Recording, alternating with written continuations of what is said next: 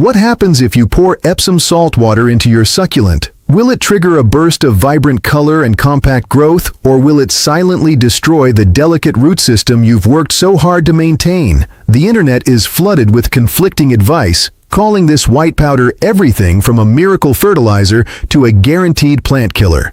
Today, we are cutting through the noise to reveal exactly what happens biologically when magnesium sulfate meets desert-adapted roots, and whether this kitchen staple belongs in your watering can or your trash bin. Before we dive into the chemistry and the critical safety warnings, take a quick second to hit that subscribe button and join our growing community of practical growers. We test these gardening myths so you don't have to risk your precious plants, and we share honest, science-backed results every single week. If you want to grow smarter, not harder, you're in the right place. So let's get into it. To understand whether Epsom salt helps or harms your succulents, we first need to look at exactly what is inside the bag. Despite its name, Epsom salt is not actually table salt. Table salt is sodium chloride, which is toxic to almost all plants. Epsom salt is chemically known as magnesium sulfate heptahydrate. When you dissolve those white crystals in water, they separate into three distinct components: magnesium ions, sulfate ions, and water molecules. There is no nitrogen, no phosphorus, and no potassium in pure Epsom salt. This distinction is absolutely vital because many gardeners mistakenly treat it as a complete fertilizer, which it is not.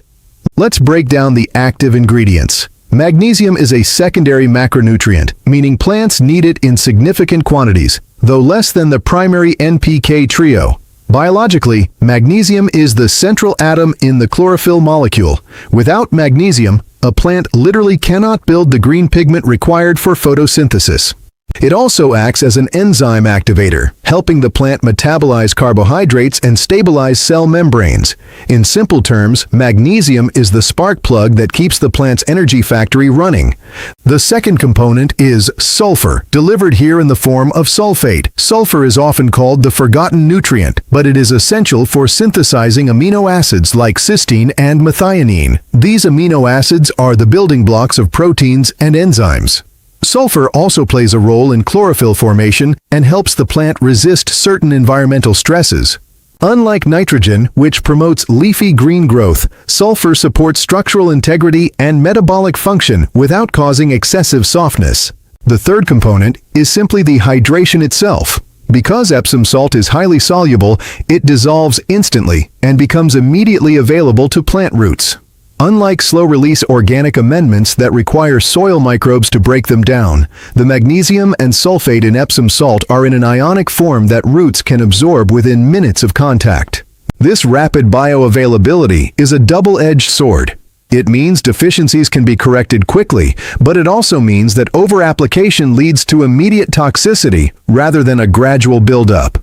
It is also important to note what Epsom salt does not contain. It has zero buffering capacity. It does not adjust pH. It does not add calcium. In fact, because magnesium and calcium compete for uptake sites on the root surface, adding too much Epsom salt can actually induce a calcium deficiency, even if calcium is present in the soil. Understanding this precise chemical profile prevents the most common mistake, treating Epsom salt as a general-purpose tonic rather than a targeted supplement for specific physiological needs. Now that we know exactly what Epsom salt provides, we must examine what succulents actually require to thrive. Succulents are not just small versions of tropical houseplants, they are highly specialized organisms adapted to arid, nutrient-poor environments. Their nutrient philosophy is fundamentally different from vegetables or foliage plants. While a tomato plant might crave constant nitrogen, a succulent prioritizes stability, water retention, and stress tolerance over rapid expansion. Succulents do need magnesium, but their requirement is modest compared to fast-growing annuals. In their native habitats, succulents evolved to extract trace minerals from rocky, mineral-rich soils where decomposition is slow. They are efficient scavengers. When grown in commercial cactus mixes, which are typically composed of pumice, perlite, coir, and sand, the base substrate often lacks organic matter, but may still hold residual minerals. However, after years of watering with distilled or reverse osmosis water, which is common practice to prevent mineral buildup, these substrates can become depleted of secondary nutrients like magnesium and sulfur. This is the specific niche where Epsom salt aligns with succulent needs. Crucially, succulents require balanced nutrition to maintain their iconic compact form. Excessive nitrogen causes etiolation, stretched, weak, pale growth that loses the tight rosette structure collectors prize. Because Epsom salt contains zero nitrogen, it avoids this pitfall entirely. It supports chlorophyll production and enzyme function without triggering unwanted vegetative flushes. For variegated succulents, adequate magnesium is particularly important. Variegation reduces the amount of functional chlorophyll tissue, making each remaining green cell work harder. A marginal magnesium deficiency in a variegated specimen can lead to fading, browning, or loss of contrast. Epsom salt directly addresses this bottleneck. However, succulents are extremely sensitive to salinity. Their roots are adapted to low-nutrient solutions, and their cells regulate osmotic pressure carefully. While they need magnesium, they do not need it in high concentrations. The connection between liquid composition and plant need is therefore narrow and precise. Epsom salt matches the succulent's need for non-nitrogenous support during specific physiological phases, such as recovery from dormancy or preparation for blooming. It does not match the need for daily maintenance or general feeding. This brings us to the most critical section of this video: the razor-thin line between benefit and disaster. When used correctly, Epsom salt offers genuine advantages. It can deepen green coloration in pale, washed-out specimens without causing stretch. It can help resolve intervenal chlorosis, a condition where leaf veins stay green but tissue between them yellows, which is a classic sign of magnesium deficiency. For flowering species like Echeveria or Sedum, a timely dose of sulfur and magnesium can support bud development and improve bloom quality. It can also aid in transplant recovery by stabilizing cell membranes without stimulating vulnerable new root tips into salty soil. But here is the warning, and I cannot stress this enough. Epsom salt is not benign. Used incorrectly, it will kill your succulent faster than underwatering ever could. The most common fatal error is using it as a replacement for fertilizer or applying it to healthy, actively growing plants that already receive balanced nutrition. This creates a nutrient antagonism. High magnesium levels block calcium uptake, leading to blossom end, rot-like symptoms, tip burn, and root necrosis. Because succulents store water in their tissues, salt accumulation happens internally and irreversibly. Once the cells are damaged by osmotic shock, no amount of flushing can restore them. Another severe risk is application to dry soil. Pouring Epsom salt solution onto bone-dry succulent mix creates an instant concentration spike at the root zone. The dry medium absorbs the solution unevenly, creating pockets of extreme salinity that scorch fine feeder roots.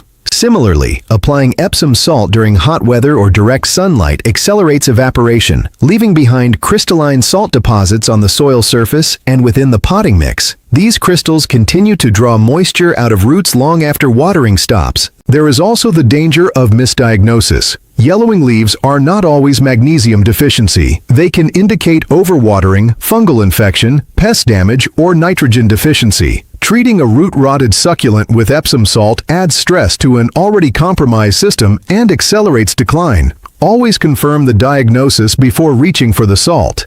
If your plant is otherwise healthy and receiving proper care, Epsom salt adds nothing but risk. Respect the potency of this compound. It is a medicine, not a vitamin.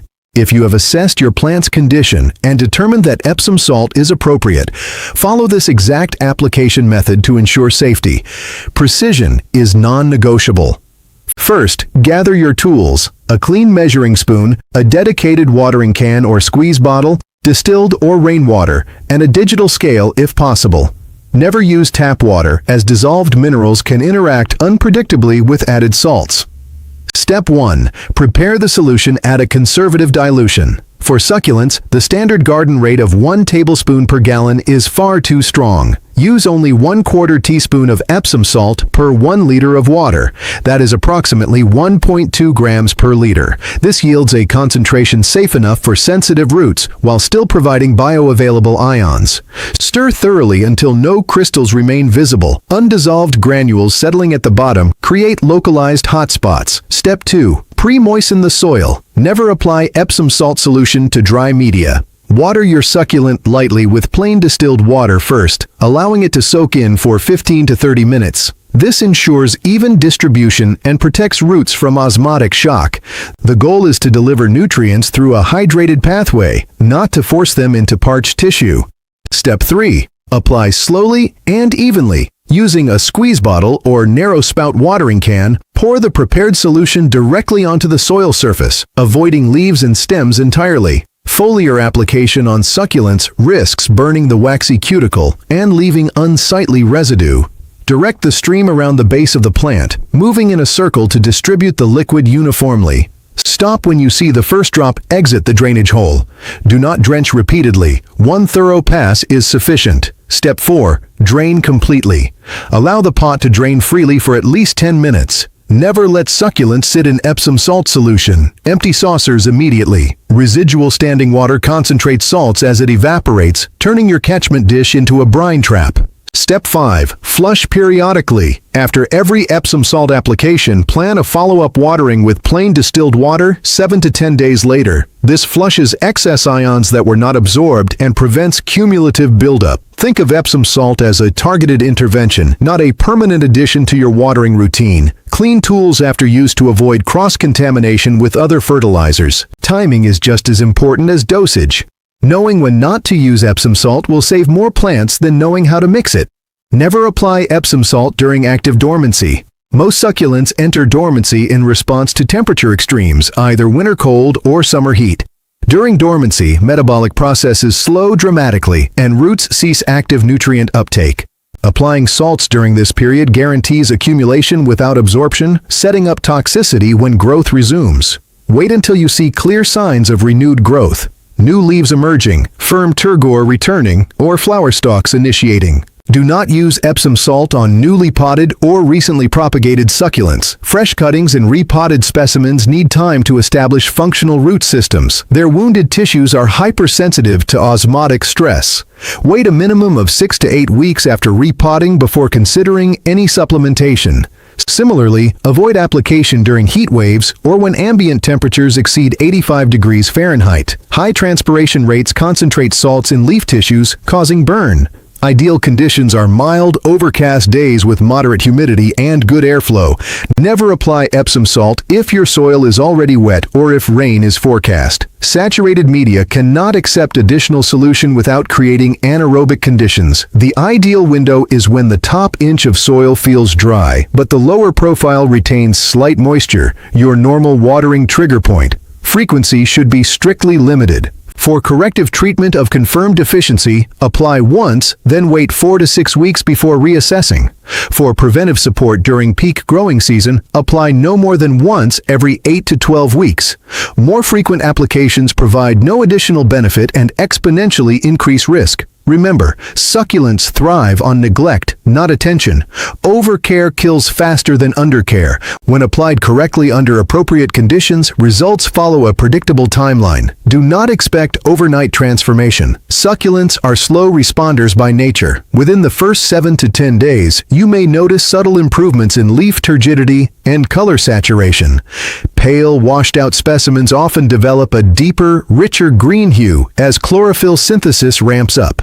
This is not new growth, it is existing tissue becoming more efficient. Between 2 and 4 weeks, new growth emerging from the center should appear noticeably healthier than older leaves. If intervenal chlorosis was the issue, new foliage will display uniform pigmentation without yellow banding. Flowering species may show stronger bud set and more vibrant petal coloration during this window. By 6 to 8 weeks, overall plant architecture should reflect improved metabolic balance. Tighter internodes, firmer leaves, and better resistance to minor environmental fluctuations. However, manage expectations realistically. Epsom salt will not fix etiolation caused by insufficient light. It will not reverse sunburn scars or heal mechanical damage. It will not substitute for proper watering discipline or adequate airflow. If you see no improvement after 4 weeks, the problem likely lies elsewhere. Do not reapply in frustration. Reassess light, water, and root health instead. Subscribe and tap the bell so you never miss another myth-busting deep dive. Share this with a fellow grower who might be tempted to overtreat their collection. Together we can cultivate not just healthier plants, but wiser gardeners. Thanks for watching and happy growing.